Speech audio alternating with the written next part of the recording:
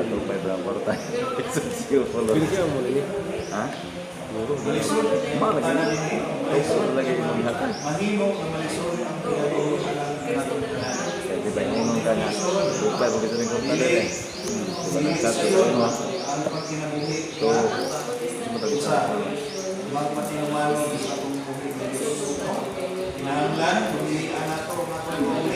Ikaw ba talaga ito? Ah, this one side. Ang atong kaugalingon na cross, no?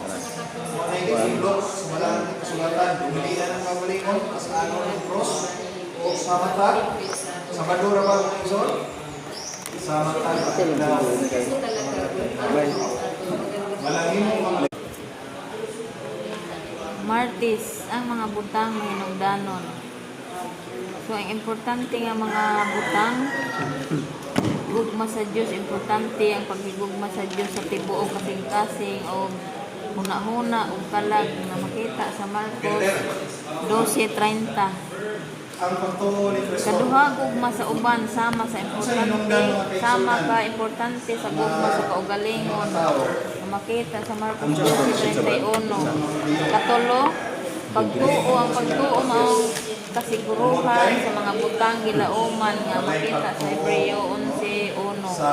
Pagpaubos ang pagka mapainugsanon. Importante sa pagsulod sa gingharian sa langit. Amo ini mga importante na atong pagabuhaton. Sa pagkaamgo ni Pablo, Merkules, ang pagtuo ni Merkules niya. araw mga kalisunan, ang mga Dagdag kanalan yan. Ang pagtuo ni Kristo, ang pagtuo ni Kristo usa ka ehemplo sa hingpit nga pagsalig sa Dios. Misalig siya sa Dios sa tanang butang bisan sa lisod nga mga kahimtang. So bisan ang atong Dios misalig sa iyang amahan nangakakuya sila. bisan sa lisod sa iyang kahimtang. Nga si Jesus mao ang pioneer o tigpanalipod sa atong pagtuo nga makita sa Hebreo 1:22. Miingon si Jesus sa iyang sa tanang mga butang ay miingon si Jesus sa iyang amahan, Aba, amahan, ang tanang mga butang mahimo kanimo, buhaa kining kupa gikan sa kanako apan dili ang akong kabubuton. Kung dili ang imong kabubuton.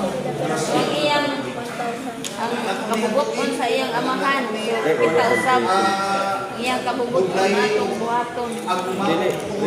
Oh, dagdag ka na la. Para lang